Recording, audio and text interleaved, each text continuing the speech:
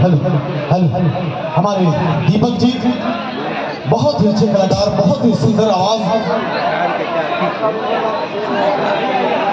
और जैसा कि हमारे दीपक जी इस मंच तक उपस्थित और खासकर हमारे विजय कुमार सिंह जो हमारे ऑर्गेनाइजर हैं ऑर्केस्ट्रा रंगोली के, उनकी विशेष फरमाइश हुई कि दीपक जी से एक दो गीत जरूर इस मंच पर गवाए जाए, लेकिन अकेले नहीं।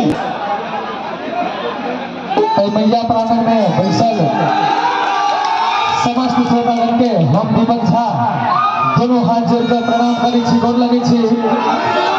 हमारा इच्छा नहीं चले क्या आवाज हमारे फसल है नहीं मैया के सेवा करे, लेकिन हमारे विजय भैया कहले जो दूटा कम से कम लोग के फरमाइश केला, कहलिए चलो पूरा कर दी। कतौ त्रुटि हेतै तो माफ करब। बोलियो ये सब सबने बन सकती है लाजो भाई।